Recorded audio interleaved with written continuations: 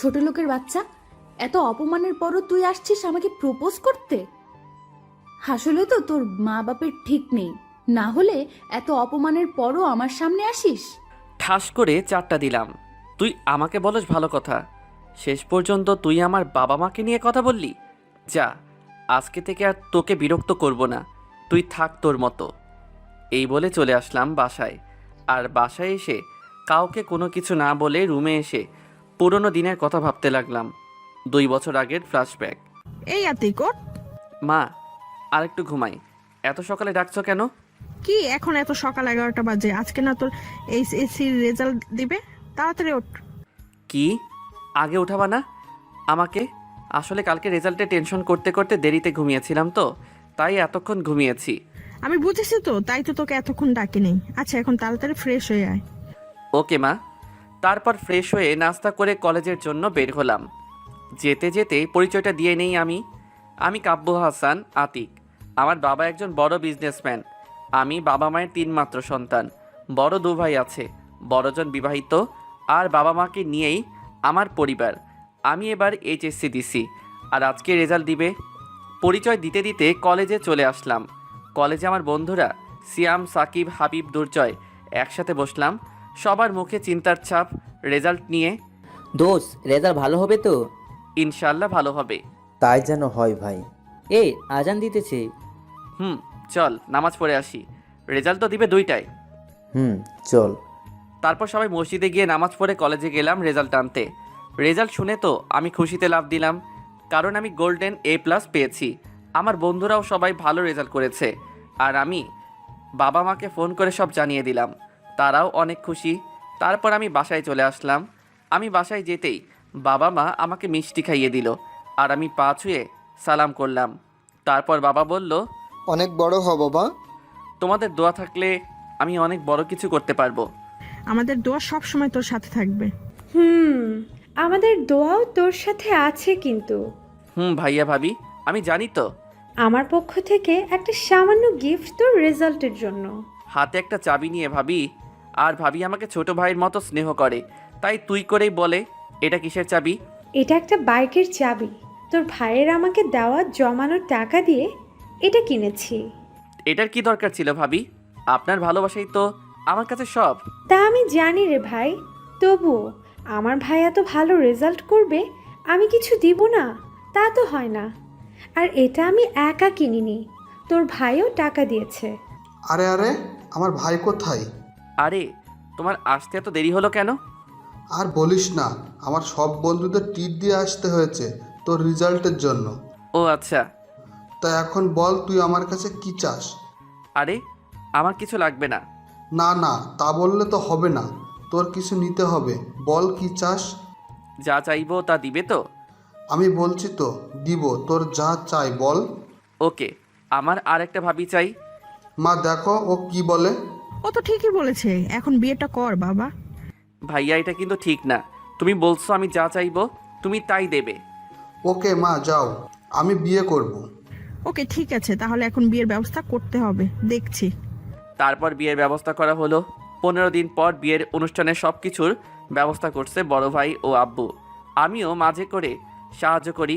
তবে বিয়ের 7 দিন বাবা এসে বলল, বাবা আমরা সবাই তো এখন ব্যস্ত আছি, তুই একটু তো চাচা চাচিকে নিয়ে আয় বাস স্ট্যান্ড থেকে। ওকে বাবা। আচ্ছা তাহলে তাড়াতাড়ি যা, তারা কাছাকাছি এসে পড়েছে। যাচ্ছি। তারপর আমি গাড়ি নিয়ে চলে গেলাম বাস স্টেশনে। গিয়ে বাস এখনও আসে নাই, তাই কতক্ষণ বসে অপেক্ষা করে একটা দোকানে গিয়ে একটা স্প্রিট কিনে খেয়ে বোতলটাকে দিলাম। পা দিয়ে একটা লাথি, বোতলটা গিয়ে পড়লো একটা মেয়ের গায়ে। মেয়েটির তাকিয়ে তো আমি অবাক, কারণ মেয়েটা মানুষ নাকি সবুজ ড্রেস পরা এক পরি, টানা টানা চোখ, তার উপর কাজল, সবুজ রঙের একটা হিজাব। আমি তো ক্রাশ খেলাম, তাই মেয়েটার দিকে একভাবে তাকিয়ে আছি। কিছুক্ষণ পর মেয়েটি আমার সামনে এসে ঠাস আমাকে একটা দিয়ে দিল। তারপর বলতে শুরু করলো, তুই আমার গায়ে বোতল মারলি কেন? সরি, আসলে আমি আপনাকে দেখতে পাই নাই। চুপ, তোর মতো বখাটে ছেলেদের কাজই তো এসব। আরে আপনি ভুল ভাবছেন। আমি এখন একজনকে খুঁজতে এসেছি, না হলে তোর খবর ছিল। যত সব ফালতু বলা। মেয়েটি এই বলেই হাঁটতে লাগলো। আরে আরে, কিছু না শুনেই চলে গেল। কি আজব মেয়ে রে বাবা, দেখতে সুন্দর কিন্তু রাগী আর অহংকারী। আমি বলতে বলতে বাস কাউন্টারের দিকে যেতে লাগলাম। গিয়ে দেখি কাকা কাকি দাঁড়িয়ে আছে। আমি গিয়ে তাদের পায়ে সালাম করলাম। তারা দুজনেই বলল, বেঁচে থাকো বাবা, আমাদের দোয়া সব সময় তোর সাথে থাকবে। চাচ্চু। মামা তোকে খুঁজতে গেছে, ও তো এখনো আসছে না। এই মামা আবার কে?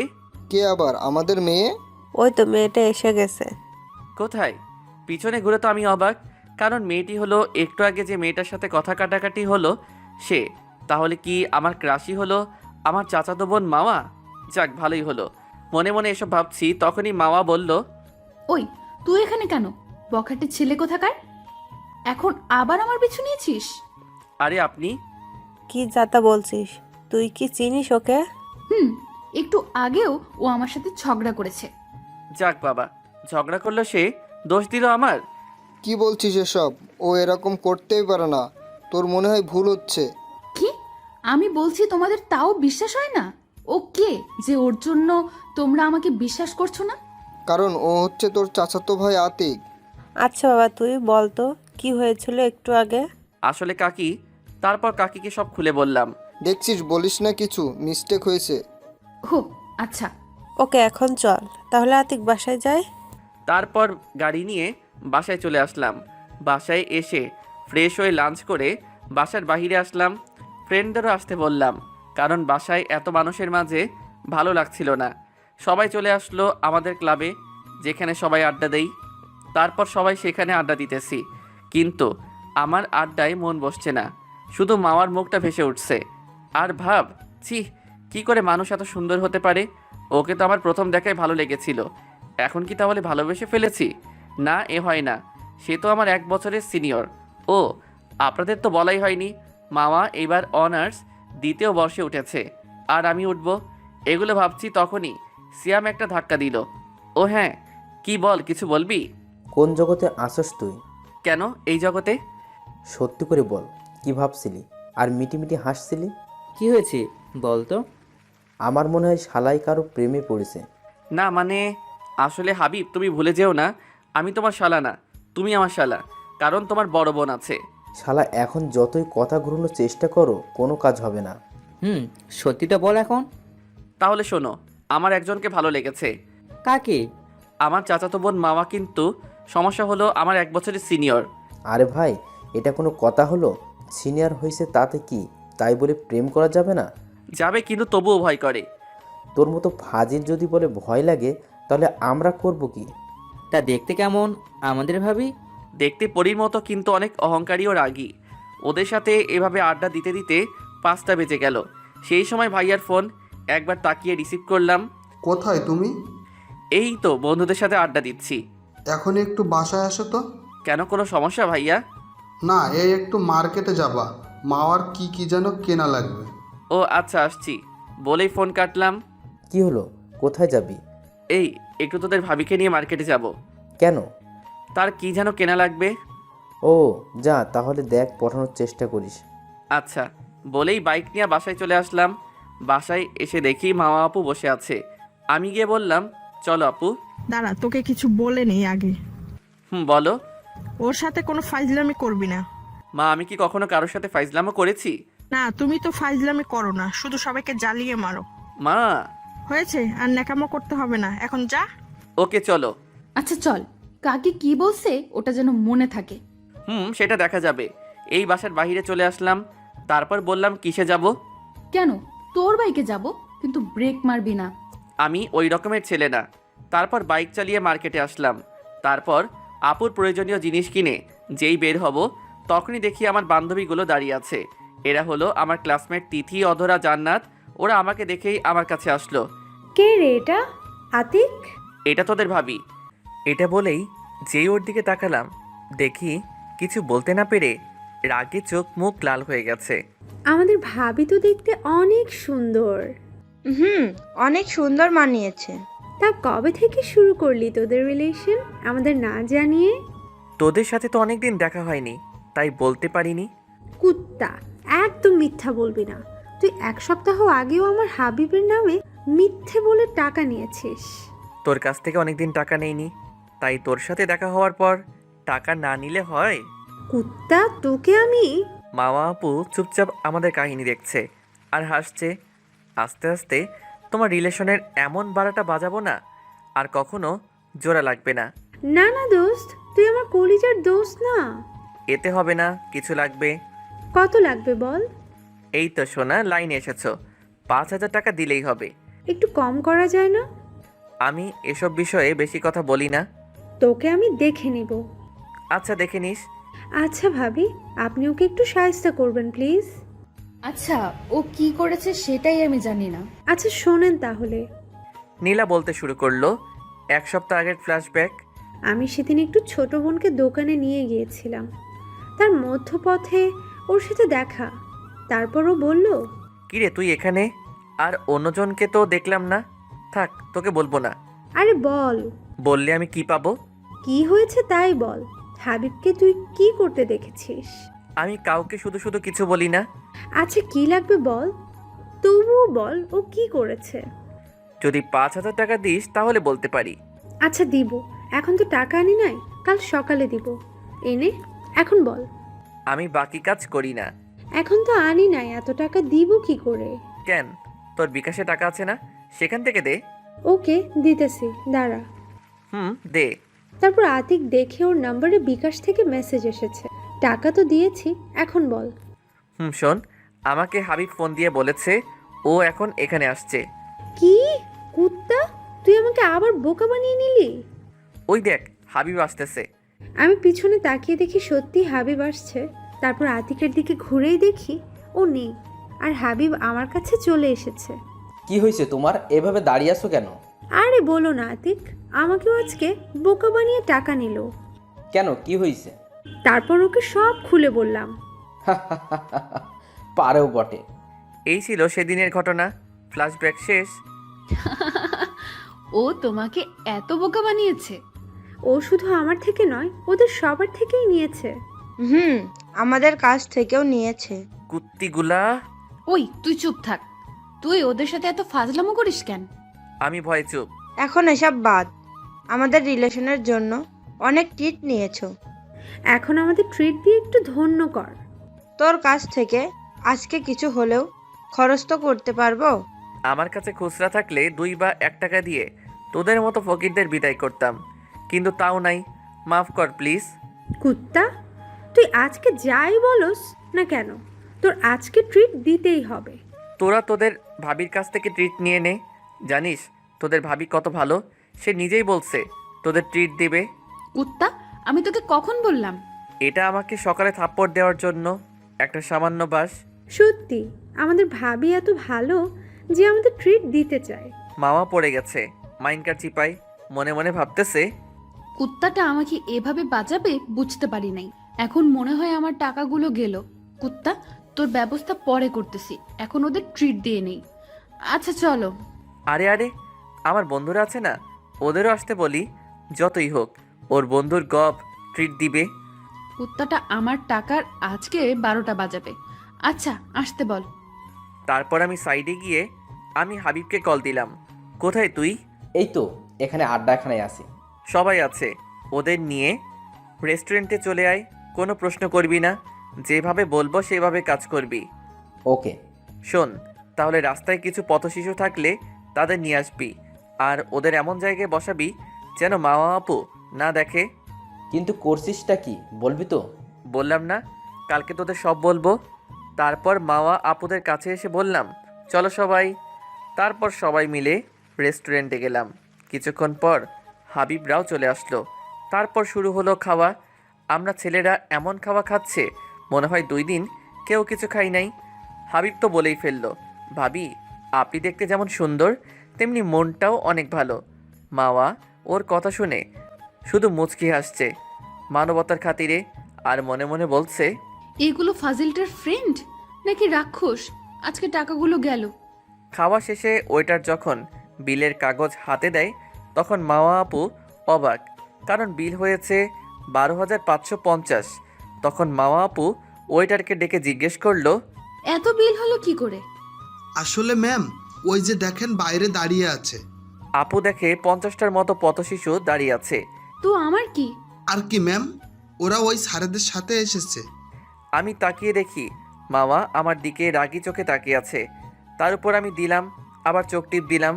এতে তো ও আরও তেলে বেগুনে জ্বলে উঠল। ফাজিল, তোর জন্য আমার এতগুলো টাকা গেল, তার উপর আবার চোখ টিপ মারিস। তোর একটা ব্যবস্থা করতে হবে। আমার সাথে ফাজলামো করার মজা হারে হারে টের পাবি। আচ্ছা, এই নিন টাকা। তারপর সবাই রেস্টুরেন্ট থেকে বের হলাম। তারপর সবাই মাওয়া আপু ও আমার কাছ থেকে বিদায় নিল। এখন চলেন। হারামি, তোর জন্য আমার কতগুলো টাকা গেল। এটা আমাকে থাপ্পড় দেওয়ার জন্য? তাই দেখবানি মজা। এখন বাসায় চল। ওকে চলো। তারপর বাইক চালাতে শুরু করলাম। বাইক একটা দোকানের সামনে থামালাম। তারপর জিজ্ঞেস করলাম, আইসক্রিম খাবা? ফল্ট করছিস। থাক, তোমার খাওয়া লাগবে না, আমি একাই খাইছি বলে চলে গেলাম দোকানে। কুত্তা, আমাকে ফেলে এখন আইসক্রিম খাবে? এর একটা শাস্তি দিতেই হবে। আর আমিও বা ওটা কেন বলতে গেলাম?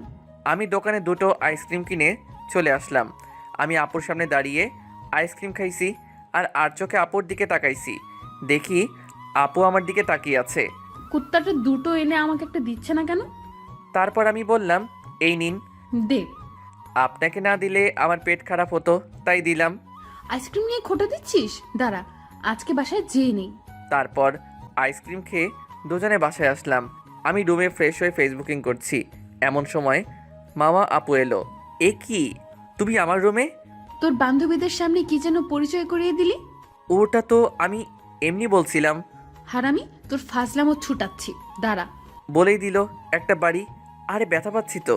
কুত্তা, তোর জন্য আমার এতগুলো টাকা গেল, আবার আইসক্রিম নিয়ে খোটা দিচ্ছিস?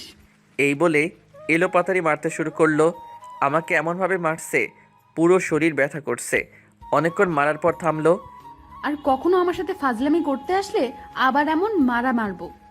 এই বলেই চলে গেল। বাল মারবা? বড় বলে কিছু বললাম না। যতই হোক তুমি আমার ক্রাশ, আর আমার ফাইজলামও তুমি আটকাতে পারবে না। আমাকে মারার শাস্তি তোমাকে ফাইজলামও করেই দেব। আমি রুমে বসে একা একা। তারপর বন্ধু হাবিবকে কল দিলাম। হ্যালো, বল। দোস্ত, কাউকে লাঠি দিয়ে পিটালে তার শরীরে যে ব্যথা হয় তার ওষুধ নিয়ে বাসায় আয়। কেন, তোকে আবার কে মারছে? তুই বাসায় আয়, তোকে সব বলছি। আর হ্যাঁ, ওষুধ যেন কেউ না দেখে। আচ্ছা, আসছি। আয় বলেই টুট টুট ফোন কাটলাম। তারপর হাবিব বাসায় আসলো ওষুধ নিয়ে। আমি খেয়ে নিলাম। এখন বল কি হয়েছিল। তারপর হাবিবকে সব খুলে বললাম। শালা, তুই আজকে ভাবের হাতে মার খেলি? রে, তোদের ভাবি অনেক রাগী। ভাই, আমার নীলা যেন এমন না হয়। শালা, যে বেশি রাগী হয় ভালোবাসতেও সে বেশি জানে। তা ঠিক। এর মধ্যে ভাবি আমাদের ডিনারের জন্য ডাকলো। আমরা না করে দিলাম। কারণটা তো আপনারা জানেনই। আপু ট্রিট দিছিল আর হাবিবকে আজ বাসায় যেতে দেয়নি। তাই দুজনে গল্প করতে ঘুমিয়ে গেলাম। সকালে ঘুম থেকে উঠে দেখি শরীরে কোনো প্রকার ব্যথা নেই।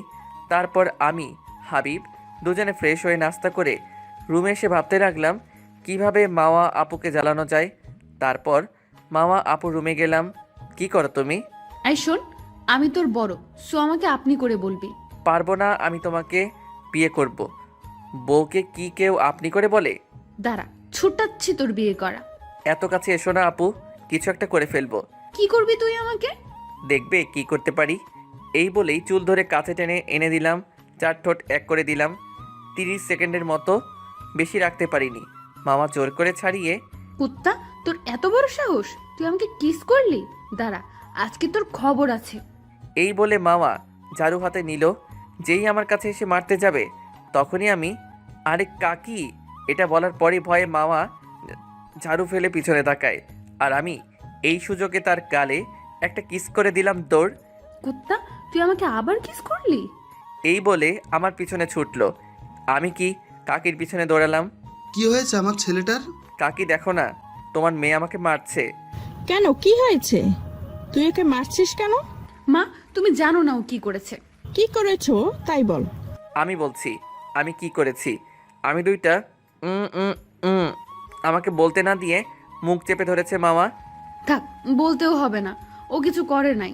তোদের মধ্যে কি তা আমি বুঝি না বাপু। শুধু এতটুকুই জেনে রাখ, আমার ছেলের গায়ে হাত পড়লে তোর হাত কেটে ফেলবো। মা, তুমি বলো তো, তুমি আমার মা নাকি এই কুত্তাটার? কাকি দেখো, তোমার সামনে আমাকে কুত্তা বলছে। আদুরি গলায় আমি বলে আপুর দিকে তাকিয়ে চোখ মারলাম। এটা দেখে আপু তেলে বেগুনে জ্বলে উঠল। শুধু কাকির সামনে দেখে কিছু বলতে পারছে না। ঠাটিয়ে একটা চর মারলে ওকে আমার সামনে বেয়াদবি করার শখ মিটে যাবে। মা, যদি শুনি তুই আতিককে কিছু বলছিস, তোর খবর আছে। মাওয়া একেবারে ভয়ে চুপসে গেছে। আর অন্যদিকে ঘরে ঢুকতে ঢুকতে বলল, ছোট ওকে নিয়ে বেশি লাপাস না, একদম মাথায় উঠে যাবে। কাকি, এটা মা বোঝে না। ওই ফাজিল, একদম নাকামো করবি না। তুই কি রকম তা আমি জানি। মামা মায়ের কথা শুনে মিটিমিটি হাসছে। বড় আম্মু একেবারে ঠিক কথা বলেছে। ওই, তোকে চুপ থাকতে বলছি না? মামা আবার চুপ হয়ে গেল। আর ভাবি, আমার ছেলেটাকে নিয়ে কোনো বাজে কথা বলবা না, তাইলে আমি ওকে আমার সাথে নিয়ে যাব।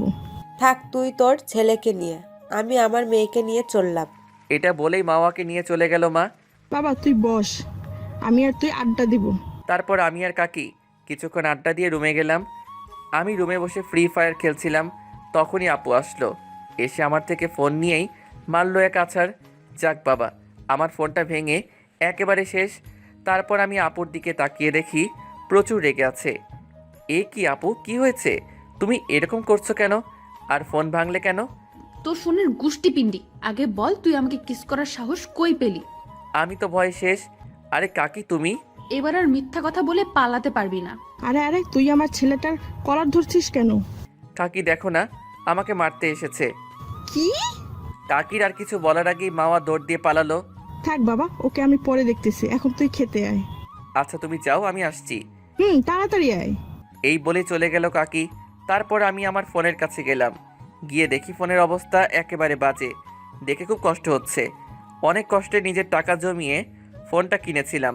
তারপরও সব রাগ চাপা রেখে ফোন থেকে সিম আর মেমোরি খুলে রেখে ফোনটা ফেলে দিলাম। আর মনে মনে বললাম, তুমি আমার কষ্টের ফোন ভাঙলে আমিও তোমার টাকা দিয়ে ফোন কিনবো। তারপর নিচে গিয়ে মন খারাপ করে খাবার টেবিলে বসলাম আর ভাবতেছি কিভাবে ফোনটা কিনাবো। আর চুপচাপ খাইছি। হঠাৎ কাকি বলল, কিরে বাবা, চুপ করে আছিস কেন? কোন কারণে? কি মন খারাপ? না কাকি। কি হয়েছে সত্যি করে বল। মা কি কিছু করেছে? মা সবকিছুতে আমাকে টানো কেন? তোর দ্বারা বিশ্বাস নেই, কিছু করতেও পারিস, যেভাবে আমার ছেলেটার পিছনে পড়ে থাকিস। আমি ওর পেছনে পড়ে থাকি নাকি ও পড়ে থাকে? আচ্ছা, ওকেই জিজ্ঞেস করো। বাবা বল, ও কিছু করছে কিনা?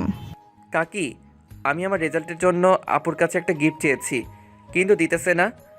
এই কথা শুনে মামা আপুর গলায় ভাত আটকে গেছে, তাই কাশতে শুরু করলো। আমি পানি এগিয়ে দিলাম।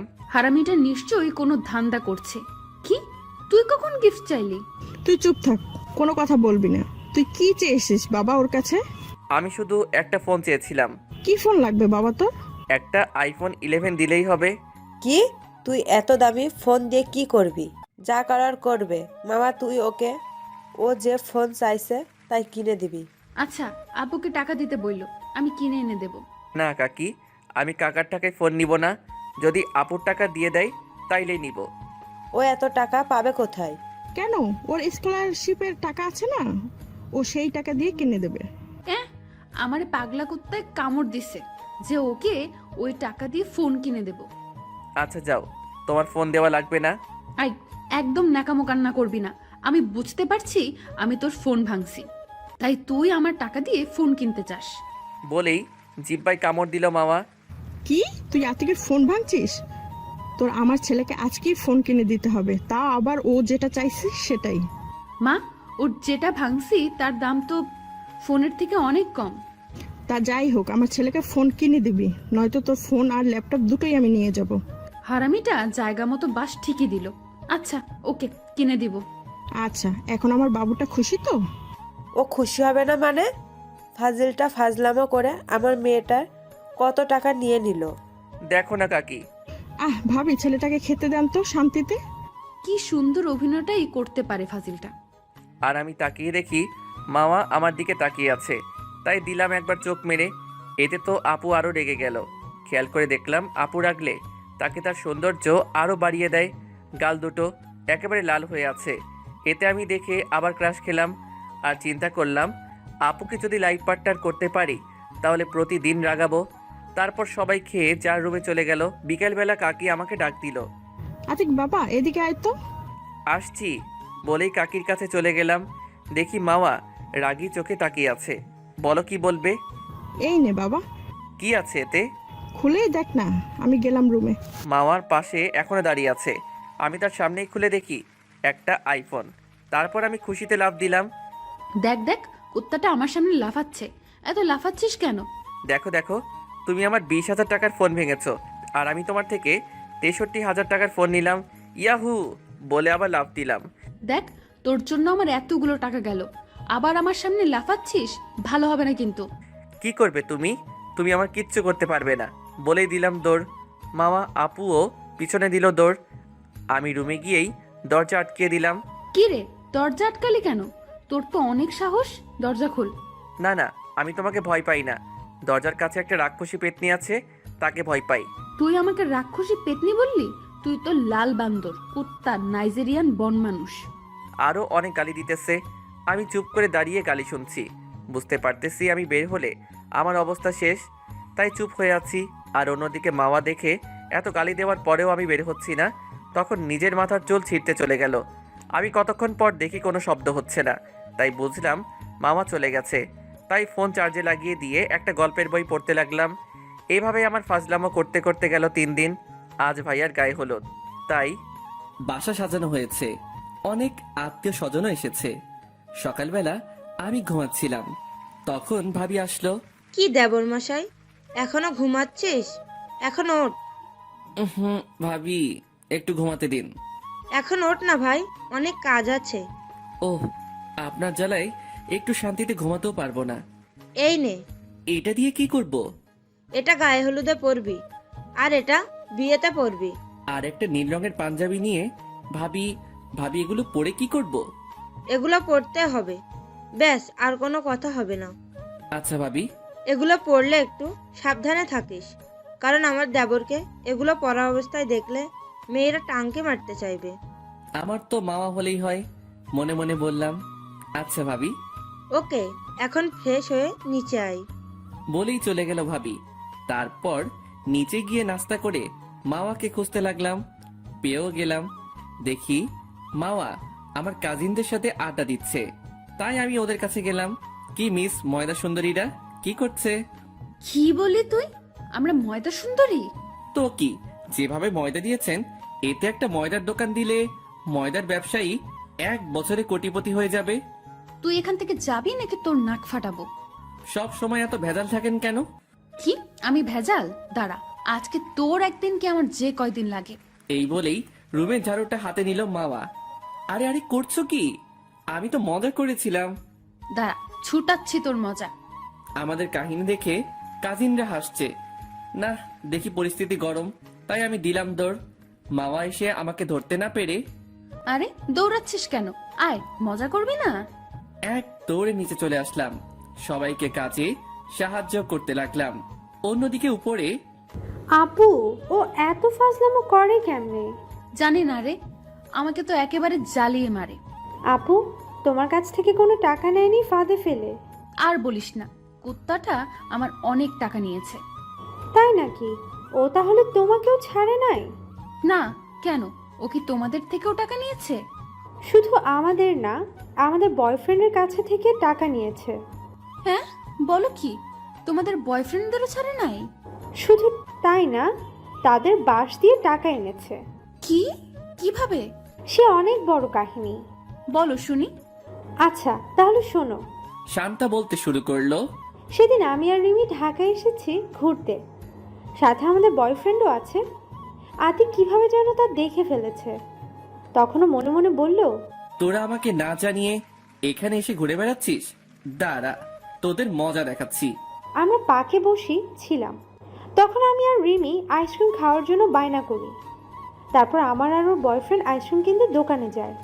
ও তখনই তাদের কাছে যায়। হাই ভাইয়া। হ্যালো, কে আপনি? আমি আতিক, শান্তা ও রিমির খালাতো ভাই। আরে তাই নাকি? তুমি রিমির ভাই? ভাই। তা কেমন আছো ভাইয়া?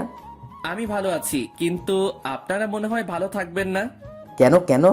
আপনারা কি দুজনের সম্পর্কে জেনে শুনে ওদের সাথে রিলেশনে গিয়েছেন? কেন, ওদের কি কোনো সমস্যা?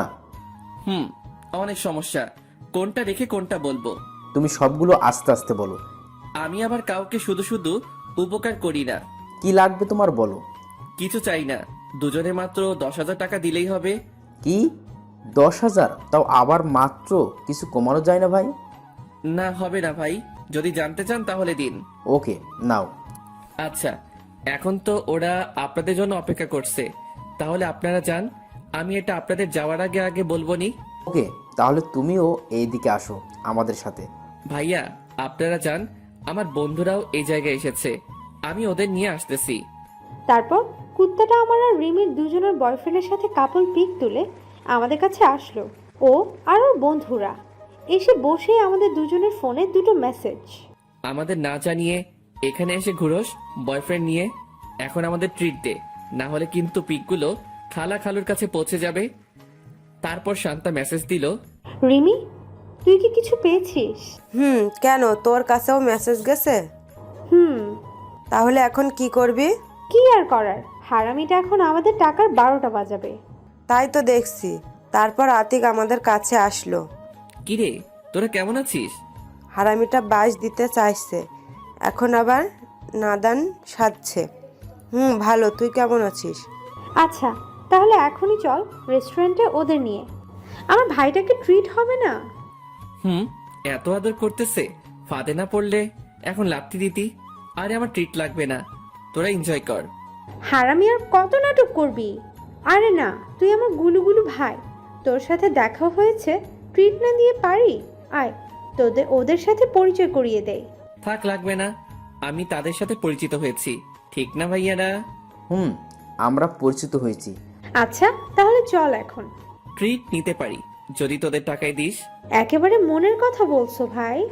আরে তা কি করে হয়? সরি ভাইয়া, আমি ওদের থেকে ট্রিট নিব। আরে ভাই, এটাতেই ঠিকঠাক, তা কি করে হয় বলো? সরি ভাইয়া, তাহলে আমরা খাবো না। হারামি, তুই আমাদের টাকাই খরচ করাবি, তোকে সময় মতো পেয়ে নেই। আরে ভাই চল, আমরাই খাওয়াবো। ভাই চল। তারপর ও আর ওর 10 জন সহ আমরা রেস্টুরেন্টে গেলাম। তারপর ও আর ওর বন্ধুরা সবাই যে যার মতো অনেক খাবার অর্ডার করে খায়। এমনভাবে খাবারগুলো খাচ্ছিল মনে হয় 7 দিন কিছু খাই নাই। যাই হোক, খেয়ে বের হলো সবাই।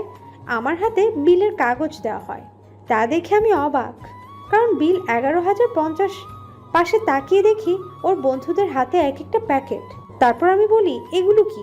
আরে খাইছি তো, শুধু একজনের ট্রিট আরেকজনেরটা হাতে নিয়ে নিলাম। ওরে কুত্তা, বলে আমি ওয়েটারকে বিল দিলাম। আচ্ছা যাই হোক, এখন ভাইয়েরা শোনো, ওদের কোনো সমস্যা নেই, আমি ফাইজলামো করে আপনাদের থেকে টাকা নিলাম। মানে কি হয়েছিল? ও তোমাদের থেকেও টাকা নিয়েছে? কি হয়েছিল সব খুলে বলো তো। তাহলে শোনো। তারপর ওরা আইসক্রিমের দোকান থেকে টাকা নেওয়া পর্যন্ত খুলে বলল। কি, ও তোমাদের এতটা বোকা বানিয়েছে? আতিক্কা পাশে তাকিয়ে দেখি ও নেই। ও তোমাদের সাথে আমাদেরও বোকা বানিয়ে টাকা খরচ করিয়ে গেল। এই ছিল আমাদের বেম্বো দেওয়ার গল্প। ও তাহলে তোমাদের এইভাবে বোকা বানিয়েছে? কি করব বলো, শয়তানটার বুদ্ধির সাথে পেরে উঠি না। ফাজিলটাকে কিছু করতে গেলে উল্টো আমাদের কিছু না কিছু করে দেয়। এখন চলো লাঞ্চ করে যে যার রুমে গিয়ে রেডি হই। আচ্ছা। আর অন্যদিকে আমি অনেক কাজ করে ক্লান্ত হয়ে রুমে গেলাম। তারপর ফ্রেশ হয়ে লাঞ্চ করে দিলাম ঘুম থেকে রেডি হয়ে হলুদ পাঞ্জাবি পরে বের হলাম। বের হয়ে দেখি হলুদের স্টেজ সাজানো শেষ হয়েছে।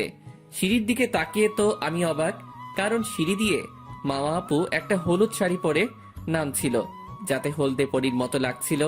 আমি তো এক ধ্যানে তাকিয়ে আছি, তখন আপু আমার সামনে এসে হাতে তুড়ি বাজিয়ে, কি রে এভাবে ভ্যাবলা কান্তের মতো তাকিয়ে কি দেখিস? তোমাকে দেখি। কি, তুই আমাকে দেখিস? এইভাবে বেহায়ার মতো একটা মেয়েকে দেখিস, কোনো লজ্জা করে না? আরে আমি কি বলছি, আপনার সৌন্দর্য দেখি মিস ময়দাবতী।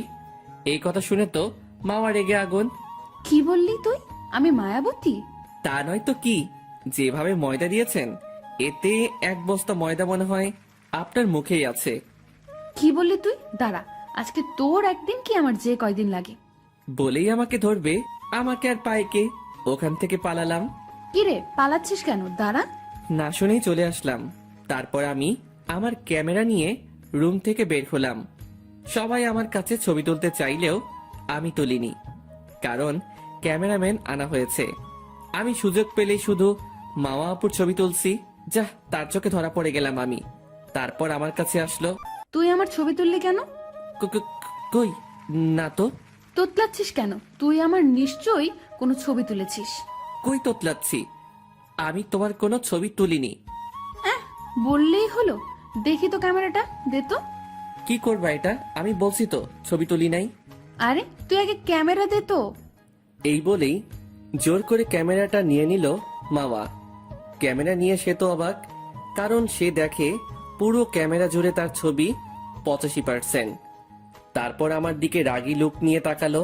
কি রে, তুই তো বললি একটাও ছবি তুলিসনি। আসলে আসলে কি? দাঁড়া, তোকে আজকে আমি। যেই না মারতে যাবে তখনই। আরে তোরা এখানে? আমি তো তোদের সারা বাড়ি খুঁজে বেড়াচ্ছি। কেন, কি হয়েছে? চল, এখন গায়ে হলুদের অনুষ্ঠান শুরু হবে। আচ্ছা চলো। তারপর আমি মাওয়া আপুর হাত থেকে ক্যামেরাটা নিয়েই একবার চোখ মারলাম। তাতে তো সে আগুন। শুধু কাকি আছে দেখে আমাকে কিছু করছে না। কাকি না থাকলে আমার 12টা বাঁচিয়ে ছাড়তো। তারপর গায়ে হলুদের অনুষ্ঠান শুরু হলো। যে যাকে পারছে হলুদ লাগাচ্ছে, কিন্তু মাওয়া আপুকে দেখতে পেলাম না। তাই হাতে কিছু হলুদ নিয়ে তাকে খুঁজতে লাগলাম। তারপর ছাদে এসে দেখি একা দাঁড়িয়ে আছে। আমি পিছন থেকে গিয়ে হলুদ লাগিয়ে দিলাম দৌড়। সেও কিছু করতে পারলো না। কুত্তাটা, আমি জানতাম এমন কাজ তুই ছাড়া আর কেউ করবে না। এত কষ্টে পালালাম, তাও ছাড়লি না। সবার হাত থেকে বাঁচলেও আমার হাত থেকে বাঁচতে পারবে না। কুত্তা, আমাকে এত জ্বালাস কেন বলতো? তোমাকে ভালোবাসি বলে। কি বললি? হ্যাঁ, হবে কি তুমি আমার রাত জেগে গল্প করার সাথী? দেবে কি তোমার কোলে মাথা রেখে জ্যোৎস্না রাতে চাঁদ দেখার অধিকার? দিবে কি আমার সাথে গধূলি লগনে হেঁটে হেঁটে বহুদূর যাওয়ার অধিকার? দিবে কি তোমার বুকে মাথা রেখে ঘুমানোর অধিকার? হবে কি আমার আম্মুর ছোট ছেলের বউ? হবে কি আমার বাবার নাতি নাতনির মা? তুই এত খারাপ হবে জানতাম না। আমি তোর বড় বোন হই। তাতে কি? তুমি তো আর আমার আপন বোন না। তাছাড়া চাচাতো বোনকে বিয়ে করা জায়েজ আছে। তাছাড়া আমি তোর বড়। বড় হলে বিয়ে করা যাবে না, এটা কোথাও লেখা আছে? বলিস না, আমি তোকে ভালোবাসি না। তাছাড়া আমি তোকে সহ্যই করতে পারি না। এই বলেই চলে গেল মাওয়া। তুমি যতই আমাকে না না করো, আমি তোমার পিছু ছাড়ছি না। তারপর নিচে চলে আসলাম। তারপরের দিন বিয়েটা খুব ভালোভাবে সম্পন্ন করা হয়। আর মাওয়া আপুকেও আমি আগেই মতোই চালিয়েছি বিয়ের দিনও। যাই হোক, বিয়ের সব কার্যক্রম শেষ। ভাবির সাথেও আমার অনেক ভাব হয়েছে। দুই ভাবি আমাকে ছোট ভাইয়ের মতোই ভালোবাসে, কারণ একজনেরও কোনো ছোট ভাই নেই। বিয়ের 7 দিন পর সব আত্মীয় স্বজন চলে গেছে, শুধু মামা আপুরা বাদে। আমি ঘুমাচ্ছিলাম। এই উঠ, আর কত ঘুমাবি? ভাবি ঘুমাতে দিন। কি, তুই উঠবি নাকি পানি দিব? তোমরা দুজন সকাল সকাল কি শুরু করেছো? আজকে তুই আমাকে আর রিদিকে নিয়ে ঘুরতে যাবি। এখন পারবো না, আমাকে ঘুমাতে দাও। আচ্ছা ঠিক আছে, তোর যাওয়া লাগবে না। আমরা তোর কে হই যে তুই আমাদের সাথে যাবি? তাই কতদিন হলো আমাকে নিয়ে ঘুরতে যাস না। থাক, তোর যাওয়া লাগবে না। এভাবে ইমোশনাল ব্ল্যাকমেইল করো না তো। আচ্ছা ঠিক আছে, আমরাই যাই। আরে শোনো, এভাবে রাগ করো কেন? তোমরা ঘরে গিয়ে রেডি হও। আচ্ছা ঠিক আছে আমার সোনা ভাই। ভাবি শোনেন না? বল। মামা আপুকেও সাথে নিয়ে চলো না। কেন, ওকে নেবো কেন? কেন, সামথিং সামথিং চলছে নাকি? না মানে আসলে ভাবি। তাহলে কি মাওকেই আমাদের যা করতে হয়? আমি তো চাই, কিন্তু সে তো আমাকে পাত্তাই দিতে চায় না। দিবে দিবে, সারাদিন পিছনে আমার আঠার মতো লেগে থাকে। আচ্ছা তাহলে তাই করব। আচ্ছা শোন, আমরা রেডি হচ্ছি, তুই রেডি হয়ে নাস্তাটা কর। আচ্ছা। তারপর আমি রেডি হয়ে নিচে গিয়ে নাস্তা করলাম। তারপর বের হলাম তাদের নিয়ে। সাথে মামা আপুও আছে। যেতে চেয়েছিল না, কিন্তু ভাবিদের জন্য রাজি হলো। তারপর গাড়ি নিয়ে চলে গেলাম নদীর পাড়ে। ভাইয়ারাও নাকি একটু পর আসবে, তাহলে ভালোই হবে। মামা আপুকেও জ্বালাতে পারবো। একটু পর ভাইয়ারাও চলে আসলো। তারা নিজেদের বউ নিয়ে আলাদা হয়ে গেল। চলো আমরা ওই দিকটা থেকে ঘুরে আসি। তোর সাথে কোনো কথাই বলতে ইচ্ছে করছে না। তবু তোমাকে যেতেই হবে। তারপর জোর করে নিয়ে দুজনে ঘুরলাম। সন্ধ্যায় সবাই একসাথে বাসায় ফিরলাম। তোমাদের জন্য একটা খুশির খবর আছে। কি বলো বাবা? তোমার চাচ্চু এখন থেকে আমাদের ঢাকায় থাকবে। মানে? হ্যাঁ, আমরা এখানে একটা ফ্ল্যাট কিনেছি, এখন থেকে ওটাতেই থাকবো। তাই বলো, কি ভালোই হয়েছে। কিন্তু বাবা, আমার ভার্সিটি। সমস্যা নাই, ট্রান্সফার করে এনে এখানেই ভর্তি করব। আচ্ছা বাবা, তোমরা যেটা ভালো মনে করো। আমি তো সেই খুশি। এখন থেকে মামা আপুকে প্রতিদিন দেখতে পারবো আর জানাতে পারবো। তারপর সবাই ডিনার করে রুমে গেলাম। কয়েকদিনের মধ্যে কাকারা ঢাকায় শিফট হয়েছে। আর একটা খুশির খবর হলো, মামা আপু যে ভার্সিটিতে ভর্তি হয়েছে, আমিও সেটাতেই চান্স পেয়েছি, সাথে আমার বন্ধুরাও। যাই হোক, ভার্সিটির প্রথম দিন গেলাম, বাইক নিয়ে গেলাম। তারপর ভার্সিটিতে আমি আমার বন্ধুদেরকে দেখে তাদের সাথে আড্ডা দিচ্ছিলাম। তখন দেখি মামা আপু ও তার বান্ধবীরা কলেজে ঢুকছে। আমি তাদের সামনে গেলাম। হাই আপু। তুই এখানে? তোর জ্বালায় কি কোথাও একটু শান্তিতে থাকতে পারবো না? যাকে ভালোবাসি তার কাছে না আসলে চলে বলো? তোকে কতবার বলবো আমি তোকে ভালোবাসি না? তুমি যাই বলো না কেন, আমি তোমাকেই ভালোবাসি। তোকে বলছি না আমি তোকে ভালোবাসি না, তারপরও কেন আমার সামনে আসিস? এই বলে চলে গেল মামা। তুমি যতই বলো আমাকে ভালোবাসো না, আমি তোমার পিছু ছাড়ছি না। আমি তোমাকে অনেক ভালোবাসি।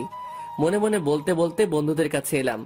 দোষ, মা ভাবি তোকে মারলো, তুই কিছুই বললি না কেন? আরে ভাই, প্রেম করতে গেলে একটু কষ্ট করতে হয়। এটা জানি, কিন্তু এভাবে না মারলেও পারতো। আরে বেটা, দেখি কি করে আমাকে ভালো না বেসে থাকতে পারে। ভাই চেষ্টা কর, কিন্তু সাবধানে। আচ্ছা ভাই, চল ক্লাসে যাই। চল। তারপর সবাই মিলে ক্লাস করলাম। আসলে আমরা সবাই যতই ফাইজলামি বা দুষ্টামি করি না কেন, তবে পড়ালেখাটা ঠিক মতোই করি। ক্লাস শেষে সবাই কিছুক্ষণ আড্ডা দিচ্ছি, তবে আমি মনে মনে মামা আপুর জন্য অপেক্ষা করছিলাম। কিছুক্ষণ পরই মামা আপু আসলো। আমি বন্ধুদেরকে বিদায় দিয়ে তার সামনে গেলাম। তুই আবার আমার সামনে আসছিস? তোমার জন্য অপেক্ষা করছিলাম।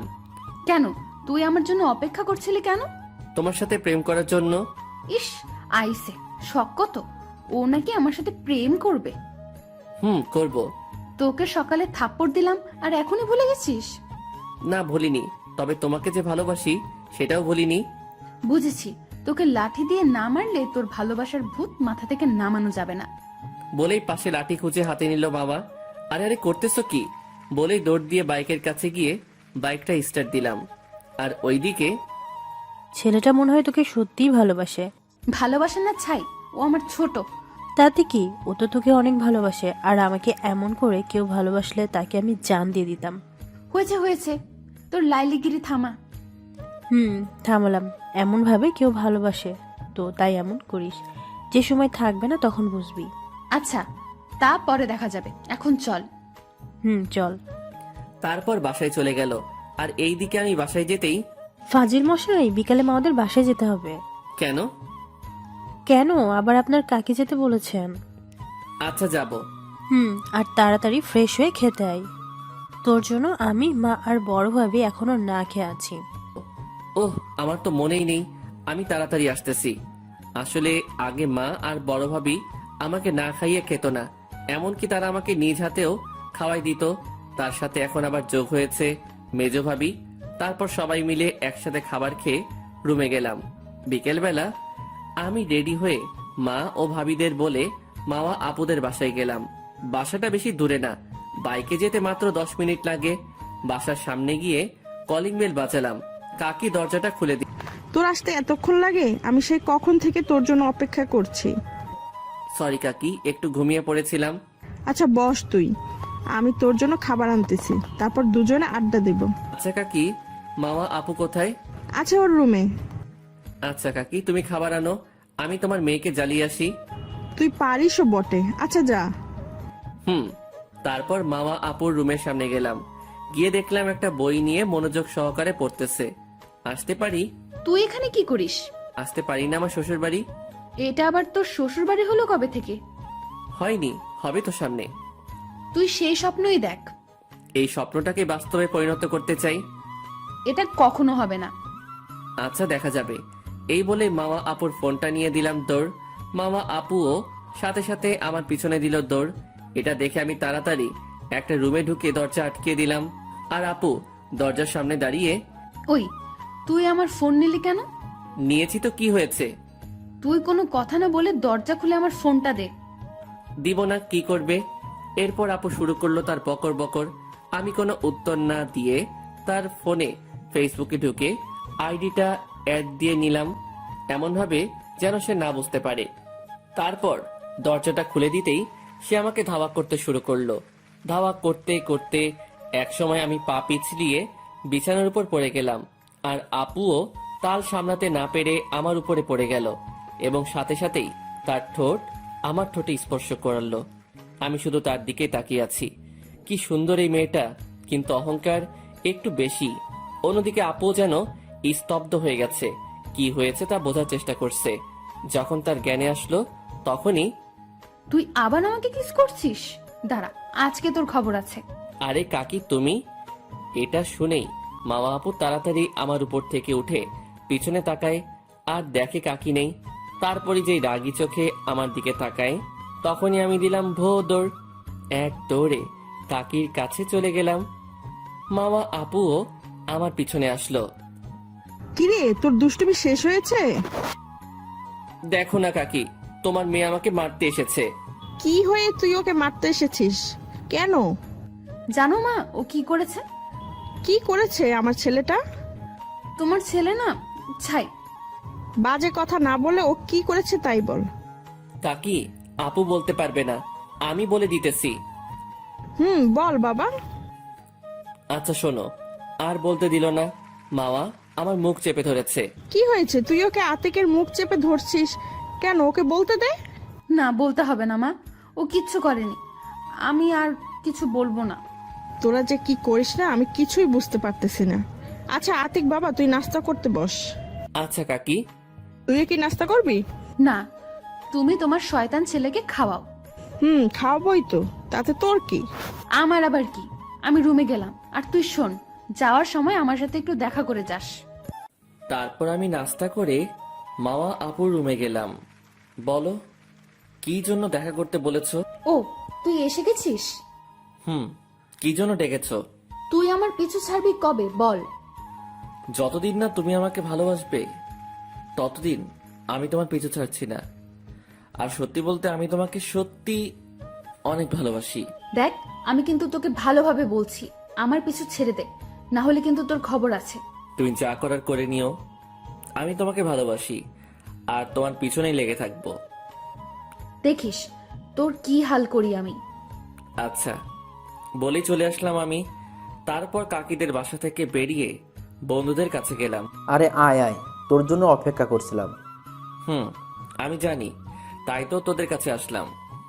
চল চা খেয়ে আসি। চল। তারপর সবাই চা নিয়ে আবার মাঠে বসলাম। দোস্ত, ভাবি মানে মা আপুর কি অবস্থা? আরে ভাই, ওটা মেয়ে না আগুন, কোনোভাবে আমার ভালোবাসা বুঝতে চায় না। তা তো আমরা জানি। সারা জানোস যখন, তাইলে একটা বুদ্ধি দে। ওকে শোন, তাহলে তোর মামা আপুকে আরো ভালোভাবে ইমপ্রেস করতে হবে। চেষ্টা তো করতেছি। শোন, তুই আপুকে প্রতিদিন গোলাপ ফুল দিয়ে প্রপোজ করবি। আপু কি শালা ভাবি বলবি? আর দেখা হলে তাকে ভাবি বলে ডাকে দিবি। আর হ্যাঁ, এখন থেকে প্রতিদিন গোলাপ ফুল দিয়ে প্রপোজ করব। কিন্তু কিন্তু কি ভাই, সে যা রাগী কিনা আমাকে প্রতিদিনই থাপ্পড় মারে। একটু কষ্ট তো করতেই হবে। আচ্ছা ঠিক আছে, 4টা বেজে গেছে, এখন চল সবাই বাসায় যাই। আচ্ছা ঠিক আছে, কাল থেকে কাজ শুরু করে দিস। আচ্ছা। তারপর সবাই বাসায় চলে গেলাম। তারপর হালকা বিশ্রাম নিয়ে সবার সাথে ডিনার করে ঘুমের রাজ্যে হারিয়ে গেলাম। পরের দিন সকালবেলা ভাবির ডাকে ঘুম থেকে ব্রেকফাস্ট করে আগে ফুলের দোকান থেকে এক গুচ্ছ গোলাপ ফুল কিনলাম। তারপর বন্ধুদের নিয়ে একসাথে কলেজ গেটে দাঁড়ালাম। শোন, তোরা এখানে থাক, তোদের ভাবি আসলে আমাকে কল করবি। আচ্ছা দোস্ত। তারপর আমি কলেজের মধ্যে গিয়ে আপুর জন্য অপেক্ষা করছিলাম। অন্যদিকে মা আপু কলেজে গেটের কাছে আসলো। তখনই, আরে ভাবি কেমন আছেন? কে তোমাদের ভাবি? কেন আপনি আমাদের ভাবি? আমি ভাবি মানে? আমি তোমাদের ভাবি হলাম কিভাবে? আপনি যদি আতিকের বউ হন তাহলে তো আপনি আমাদের ভাবি। ও বুঝেছি, ওই ফাজিলটা তোমাদের এসব বলতে বলেছে, তাই না? আপনি তো আমাদের ভাবি। আচ্ছা, তাই যাচ্ছি, দেখিস ওর কি করি। তারপর মা আপু চলে গেল কলেজের মধ্যের দিকে। আমার কাছে আমার বন্ধুরা ফোন দিয়ে জানিয়ে দিল, আর আমিও প্রস্তুত হয়ে গেলাম আপুর আসার জন্য। আপু আমার কাছে চলে আসলো। I love you. তুই তোর ফালতু কাজগুলো থামাবি? কেন? কি ফালতু কাজ করেছি আমি? তুই তোর বন্ধুদের আমাকে ভাবি বলতে বলেছিস, আবার কালকে থাপ্পড় মারার পরেও তুই আজকে গোলাপ নিয়ে প্রপোজ করছিস। এসব কি? আমি তোমাকে সত্যিই ভালোবাসি, তুমি কেন বুঝতে পারতেছো না? বলছি না আমি তোকে ভালোবাসি না, তারপরেও তুই কেন আমাকে বিরক্ত করিস? আমি তোমাকে সত্যিই ভালোবাসি, তুই যতই আমাকে মারো না কেন আমি তোমার পিছু ছাড়ছি না, আর তুমিও আমাকে ভালো না বেসে থাকতে পারবে না। তুই সেই স্বপ্নই দেখ, আর আমি তোকে কখনো ভালোবাসবো না। তারপর আমিও আর সেখানে না দাঁড়িয়ে ক্লাসে চলে গেলাম, আর সবাই ক্লাস করে যাওয়ার সময় আপুর পিছনে পিছনে বাসায় যাই। সে বাসায় ঢুকলে আমি আবার আমার বাসায় চলে যাই, আর রাত্রে প্রতিদিন আপুর ফেসবুক প্রোফাইল ঘোরাঘুরি করতাম। মোট সবসময় আপুর খেয়াল রাখার চেষ্টা করি। এভাবে চলে গেল 6 মাস। এখনো আপু আমার সাথে আগের মতোই খারাপ ব্যবহার করে। প্রতিদিন তাকে প্রপোজ করতাম, আর প্রতিদিনই তার হাতে মায়ের খেতে হতো। তাছাড়া প্রতিদিন অপমান তো সাথে আছেই। তারপর একদিন কলেজে যাওয়ার জন্য রেডি হচ্ছিলাম, তখনই আমার বন্ধু সিয়াম কল দিল। দোস্ত তুই কোথায়? এই তো বাসা থেকে কলেজের দিকে বের হব। কেন? দোস্ত তুই তাড়াতাড়ি কলেজ আয়, মাওয়া আপুকে দেখলাম একটা ছেলের হাত ধরে কলেজে ঢুকতে। বুকের বাঁ পাশে শূন্যতা অনুভব করলাম। কি বলছিস এসব তুই? আমি এখনই আসছি। ওকে তাড়াতাড়ি আয়। এরপর তাড়াতাড়ি বাইক নিয়ে আমি কলেজে গেলাম। কলেজে গিয়ে দেখি সত্যিই মামা আপু একটা ছেলের সাথে বসে আড্ডা দিচ্ছে। এটা দেখে আমার চোখ ভিজে গেল। তারপর আমি তাদের সামনে গেলাম। আমাকে দেখে আপু, ও তুই এসে গেছিস, আয় তোর সাথে পরিচয় করিয়ে দেই। এই হচ্ছে আমার বয়ফ্রেন্ড সিফাত, ওর সাথে ফেসবুক থেকে রিলেশন শুরু করেছি। মানে এটা কি আপু? আমি তোকে পাগলের মতো ভালোবাসি, আর তুমি কিনা তার সাথে রিলেশনে গিয়েছো? ও কি বলছে এসব মাওয়া? আরে তুমি কিছু মনে করো না, ও এইরকমই। ওর পরিচয় তো তোমাকে দেওয়াই হলো না। ও হচ্ছে আমার কাজিন আতিক, আর ও আমাকে প্রতিদিনই আই লাভ ইউ বলে, বাট আমি ওকে ভালোবাসি না। ও তাই বলো মাওয়া? আর শোনো আতিক, তুমি আর মাওয়াকে ডিস্টার্ব করবে না। ও তোমাকে ভালোবাসে না, ও আমাকে ভালোবাসে, তাই ওকে আর জ্বালাতন করবে না।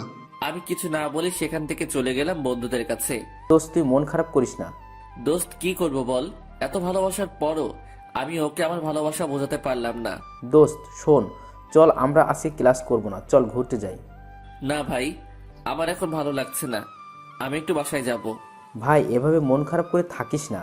আমি উঠে দাঁড়িয়ে ওদের কোনো কথার উত্তর না দিয়ে বাসায় চলে আসলাম। বাসায় যাওয়াতে মা ও ভাবিরা অবাক, কারণ আমি এই সময়ে কখনো বাসায় ফিরি না।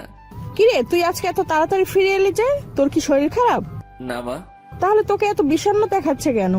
এমনি আজকে কিছু ভালো লাগছিল না, তাই চলে আসলাম। ও তাইলে রুমে গিয়ে বিশ্রাম নে। আচ্ছা বলেই রুমে চলে গেলাম আমি। তারপর অনেক কান্না করলাম। কান্না করতে করতে কখন যে ঘুমিয়ে গেলাম নিজেও জানি না। এক ঘুমে দুপুর 3টায় উঠলাম। তারপর বাসা থেকে বের হলাম, বন্ধুদের কাছে যাব আর বাইরে খেয়ে নিব। এই কথা বলে তারা অনেক জোর করছিল খাওয়ার জন্য, আর এত ঘুমানোর কারণ কি জানতে চাইছিল। আমি কিছু না বলে চলে আসলাম। বাইরে বের হয়ে দেখলাম বন্ধুদেরকে, ওরাও আমাদের বাসায় ঢুকছিল। ও তুই বের হয়েছিস, আয় আমরা তোকে নেওয়ার জন্য এসেছি।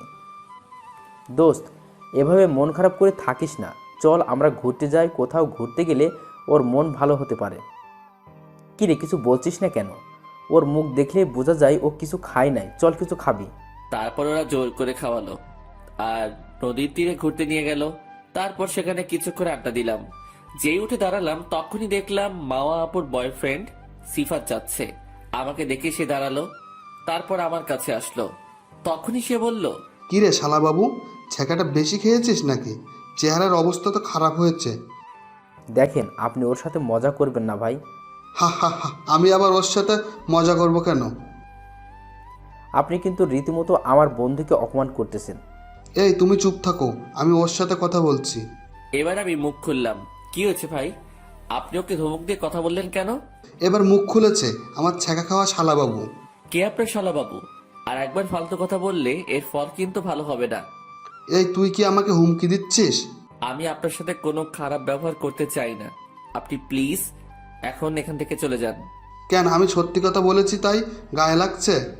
আপনি কিন্তু এখন অতিরিক্ত করছেন, এর ফল কিন্তু ভালো হবে না। কি করবি রে তুই আমাকে? দেখবি তুই আমি কি করতে পারি। তুই কাজটা কিন্তু ভালো করলি না, এর ফল ভালো হবে না, দেখে নিস।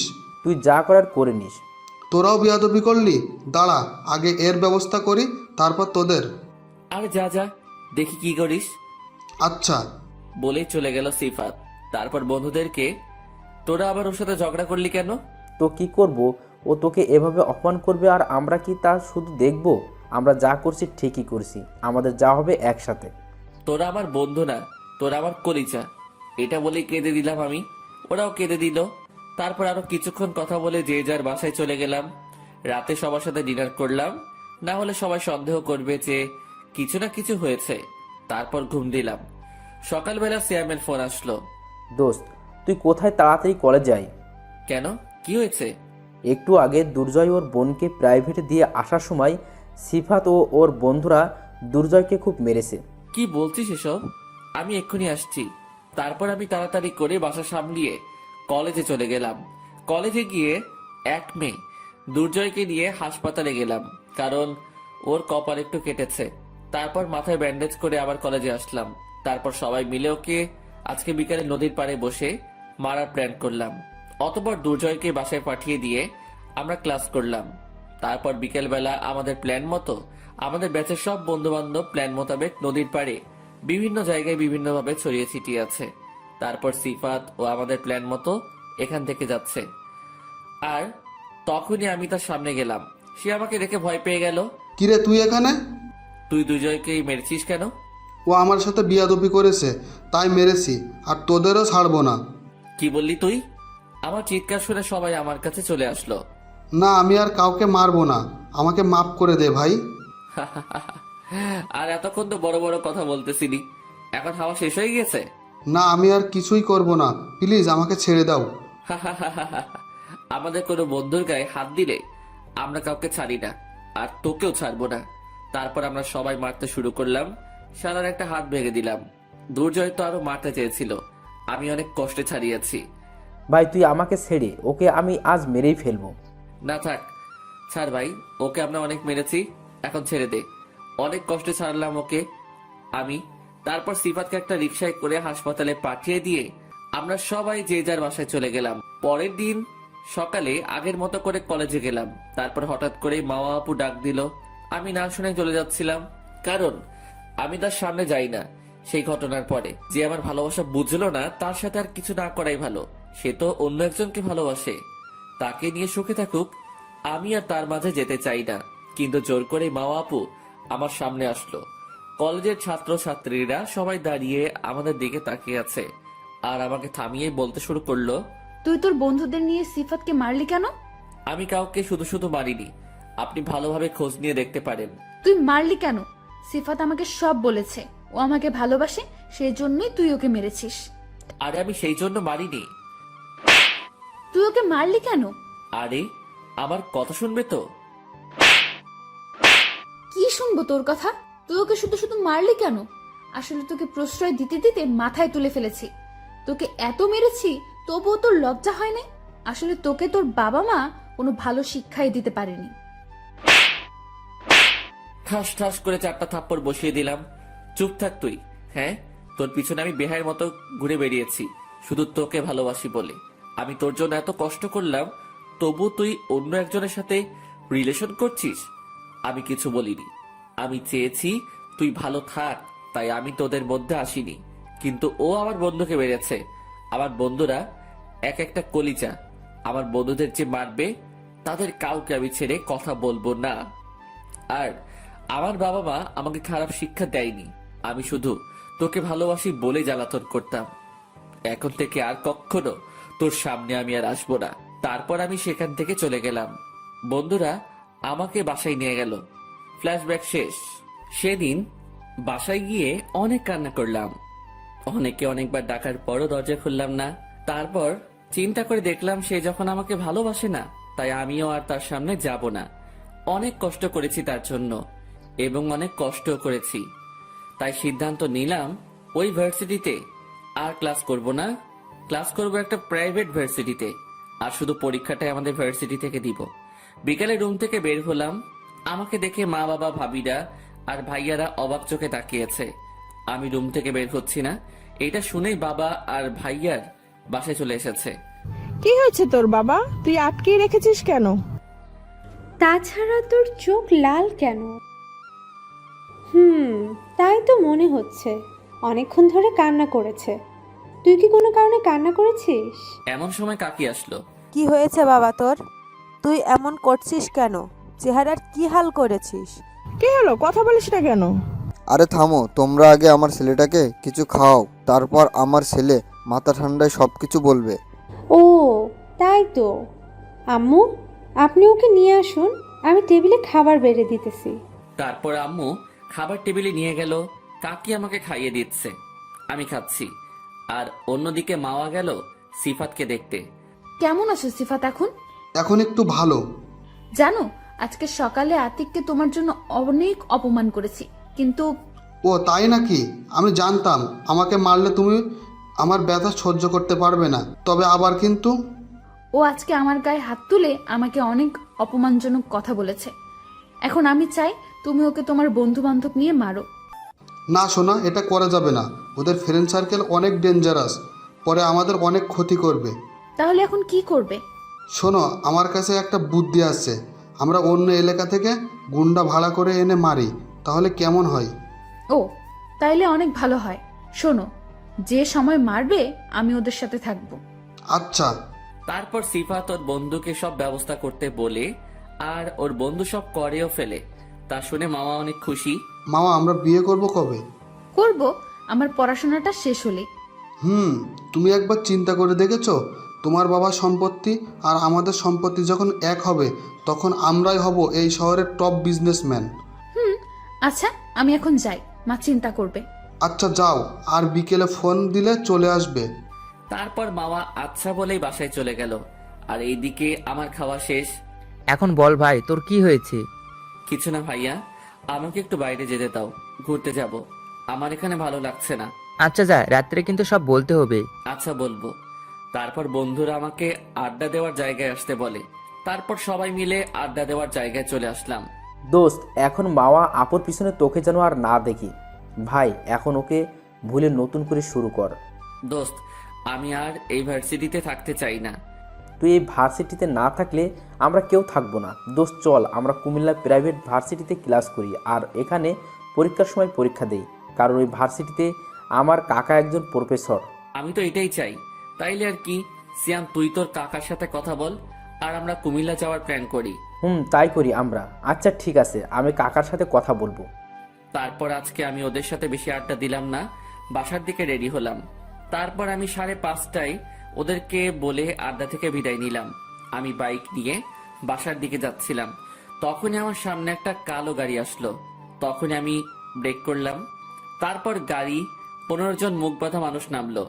কিরে, তোর নাকি এই এলাকায় কেউ কিছু বলতে পারে না? আপনারা কারা? আমার কাছে কি চান? আমরা তো জীবন চাই। কি বলতে চান আপনারা? তারপর লোকটি কিছু বলার আগেই আমার মাথায় কে যেন আঘাত করলো। আমি মাথায় হাত দিয়ে পিছনে তাকিয়েই দেখি মাওয়া আপু হাতে লাঠি নিয়ে দাঁড়িয়ে আছে। আপু তুমি? হ্যাঁ আমি। আর এই লোকগুলো আমার ভাড়া করা। কিন্তু তুমি আমাকে মারতে চাও কেন? তুই সিফাতকে মেরেছিস, তাছাড়া আজকে কলেজে সবার সামনে থাপ্পড় মেরেছিস। এগুলো কি আমি এমনি এমনি ছেড়ে দেব? তুমি তো আজকে আমাকে মেরে ফেলবে। তাহলে আমি কিছু কথা বলি। একদিন তোমার এই অহংকার ভেঙে যাবে, সেদিন তুমি আমায় চাইবে।